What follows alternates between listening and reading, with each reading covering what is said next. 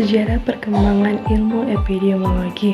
Menurut asal katanya, epidemiologi terdiri dari kata epi, pada, demos, penduduk atau rakyat, logos, ilmu. Jadi, epidemiologi adalah ilmu yang mempelajari hal-hal yang terjadi pada populasi, penduduk atau rakyat. Definisi ini merupakan definisi yang sangat luas serta dapat diterapkan pada keadaan apapun yang terjadi pada penduduk. Definisi lainnya mencakup hal yang berkaitan erat dengan studi epidemi. Definisi lainnya menyebutkan epidemiologi sebagai ilmu yang mempelajari penyebaran, perkembangan, atau perluasan suatu penularan penyakit di dalam suatu kelompok penduduk atau masyarakat.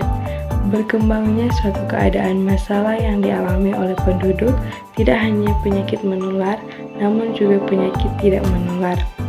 Penyakit yang terkait dengan gizi, penyakit jiwa, kecelakaan lalu lintas, bencana alam, peledakan penduduk, dan lain-lain. Epidemiologi pada mulanya diartikan sebagai studi tentang epidemi. Hal ini berarti bahwa epidemiologi hanya mempelajari penyakit-penyakit menular saja, tetapi dalam perkembangan selanjutnya, epidemiologi juga mempelajari penyakit-penyakit non-infeksi. Sehingga dewasa ini, epidemiologi dapat diartikan sebagai studi tentang penyebaran penyakit pada manusia, di dalamnya konteks lingkungannya.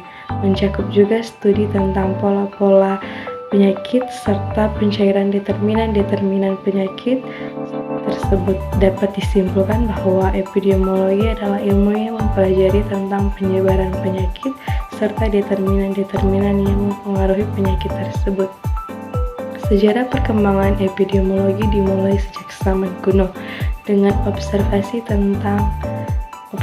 manusia tentang pola penyakit dan upaya untuk mengendalikannya. Namun, disiplin ilmu ini menjadi lebih sistematis pada abad ke-19 dan ke-20. Berikut adalah gambaran umum sejarah perkembangan epidemiologi.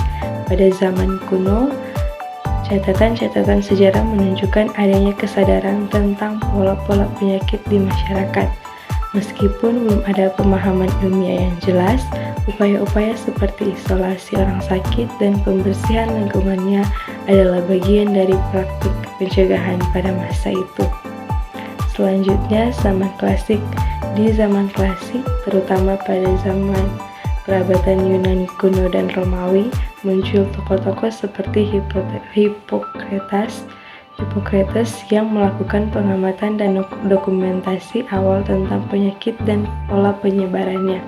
Konsep-konsep dasar seperti teori udara, miasma, sebagai penyebab penyakit berkembang pada periode ini.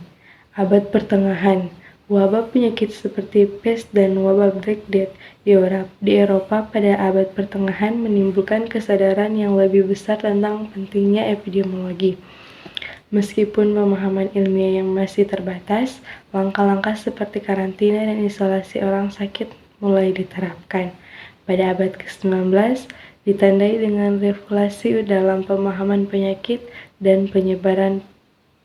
penyebarannya. Penemuan mikroorganisme sebagai penyebab penyakit oleh ilmuwan seperti Louis Pasteur dan Robert Koch membuka jalan bagi epidemiologi modern seperti penularan modern. Konsep penularan yang langsung dan tidak langsung mulai diakui secara luas. Pada abad ke-20, epidemiologi berkembang menjadi disiplin ilmu yang lebih terstruktur dan multidisiplin. Metode ilmiah yang lebih canggih termasuk analisis statistika dan penelitian cohort mulai digunakan secara luas. Pemberantasan penyakit menular seperti cacar menjadi fokus utama, sementara perhatian juga mulai dialihkan ke penyakit tidak menular dan faktor-faktor risiko. Pada abad ke-21 menghadirkan tantangan baru bagi epidemiologi termasuk pandemi global, perubahan lingkungan, dan kemajuan teknologi informasi. Epidemiologi menjadi semakin terkait dengan bidang-bidang lain seperti genomik, big data, dan kesehatan global.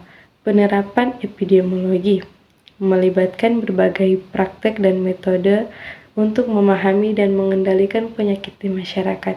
Ini termasuk surveillance penyakit, investigasi wabah, analisis statistika, perkembangan kebijakan kesehatan masyarakat, dan intervensi pencegahan seperti vaksinasi dan promo kesehatan para epidemiologi.